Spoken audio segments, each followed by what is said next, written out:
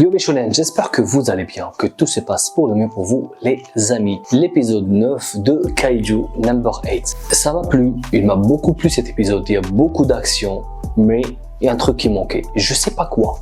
Je trouve que dans cet épisode, il n'y a que de l'action les gars. Pourquoi on ne voit pas Mina, la pote de Kafka? Elle est passée où Mina? Je sais pas les gars. Bon, néanmoins, on découvre ce nouveau Kaiju rouge écarlate qui est, ma foi, très balèze, très stylé. Il a une voix bestiale, il est là, il est monstrueux, il est géant, musclé, ce que tu veux. J'adore son car design, surtout quand il arrive à faire popper un œil bleu comme ça, un œil en forme de bouche et tout, un truc de malade. Et le combat entre lui et le bras droit était franchement trop stylé. Imaginez-vous les gars, le mec est venu et il a directement visé le commandant. Il était sûr que c'était le plus puissant. Je sais pas comment il a fait, mais il l'a fait. Et c'était beau.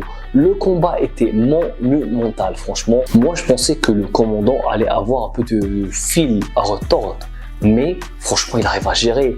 Et quand il passe en mode serious business, il passe en mode 92, il le charcute de partout. Franchement, c'était très beau. Aussi, on peut souligner encore une fois l'utilité de Kafka, les gars. Dites-vous bien que s'il n'y a pas Kafka, ils n'arriveront pas à buter, à gérer les missions. Parce que toujours Kafka, il leur dit bon ok, ces monstres-là ont l'habitude de se balader tout seul. Donc à partir du moment où ils se baladent en groupe, c'est qu'il y a un cerveau derrière ça. Il faut capter le cerveau. Et aussi, ils ont leur partie frontale, elle est blindée. Donc n'essayez pas de balancer la sauce là-bas. Visez le dos où se trouve leur noyau et c'est le point faible. Donc Kafka, franchement les gars, il rajoute toujours ce plus dont les autres ont besoin.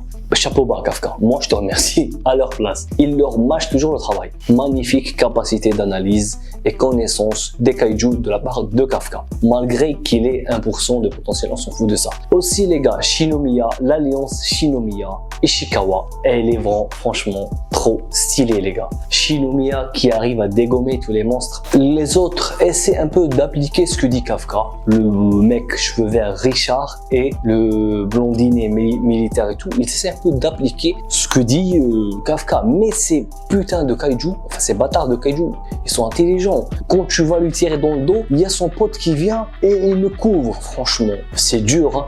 Et même l'esquive qu'il a eu l'autre mec, elle était belle. La petite esquive qu'il met là, imaginez-vous, c'est compliqué les gars.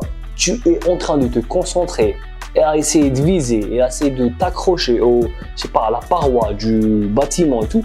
Et à un moment donné, vient un kaiju, veut te dégommer la gueule et t'arrives à esquiver. Franchement, chapeau bas les gars, c'est énorme en termes de concentration et d'esquive et de ce que tu veux les gars. En tout cas, l'alliance Ishikawa-Shinomiya, c'est un truc de malade les gars. Shinomiya qui est officiellement aussi, ils nous l'ont dit dans cet épisode, elle est officiellement le personnage number 3, le troisième personnage le plus puissant derrière Mina et le bras droit, le commandant. Et ils lui ont confectionné une hache violette électrifiée, trop balèze les gars. Si à chaque fois qu'un personnage dépasse un certain palier, il lui donne une arme spéciale, j'ai hâte de voir quelle arme vont-ils donner à Ishikawa qui est mon personnage préféré les gars.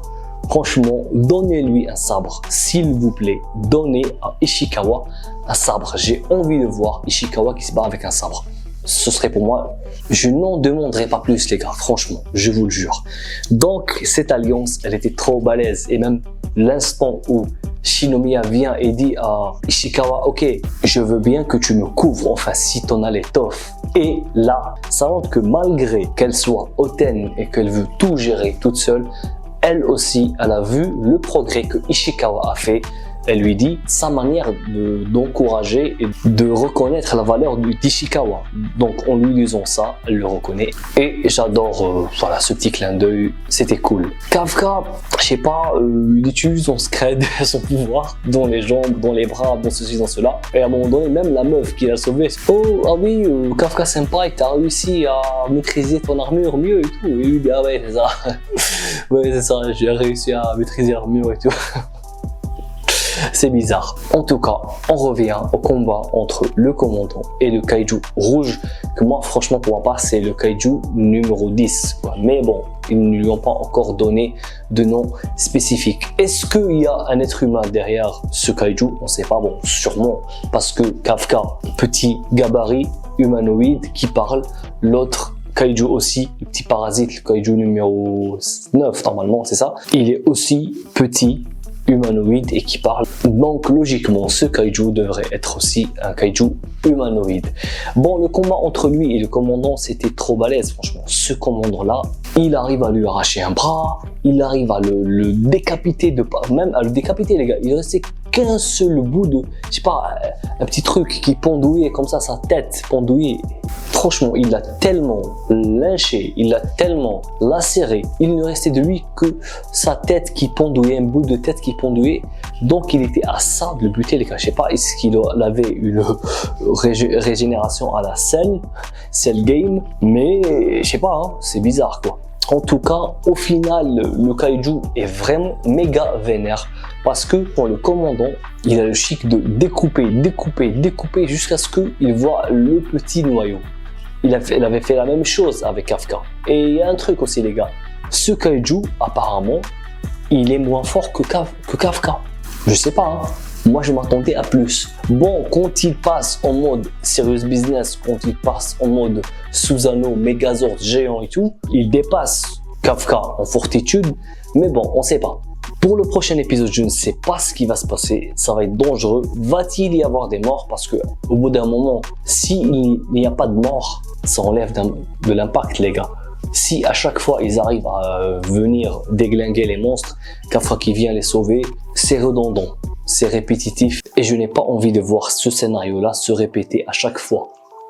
J'ai envie qu'il découvre que Kafka est le kaiju numéro 8 et qu'il y ait, je sais pas, une petite péripétie par rapport à ça, qu'ils veulent le tuer et qu'après il devienne le kaiju numéro 8 et qu'il bosse avec eux. Ce serait plus intéressant pour ma part. Mais ce petit mystère qui plane sur le kaiju numéro 8 et le danger, les risques que prend Kafka, c'est aussi intéressant, mais à un moment. C'est pas à chaque fois. À chaque fois, tu nous fais le truc de Kafka se transforme, va se battre et au final, bon, il arrive à échapper aux autres. Je sais pas. Je dis ça, je dis rien. Ça veut pas dire que je critique. C'était tout, les gars. C'était l'épisode 9. Moi, j'ai bien aimé. C'est pas que j'ai adoré. J'ai bien aimé. C'était un épisode sympa. Parce que maintenant, c'est un peu répétitif. C'est pour ça que c'est pas waouh. Au début, quand on voit l'univers de Kaiju Number 8, quand on voit les personnages, les péripéties qu'ils ont, les armes, le fonctionnement et tout, c'est un univers qui est un peu riche et tout. On l'adore. L'humour, les personnages, tout ça. Tout est parfait. Tout est fait pour que tu aimes bien. C'est un truc, nouveau concept et tout. Mais là, si à chaque fois ils nous font tu combats des kaiju, après Kafka vient se battre et bute le kaiju, c'est pas intéressant. Je sais pas. Faites-nous un truc innovateur dans le prochain épisode. Voilà les gars, c'était tout. Si vous avez aimé, pensez à vous abonner, activez la cloche parce que c'est très important. Gros pouce bleu, n'abandonnez jamais. Matane!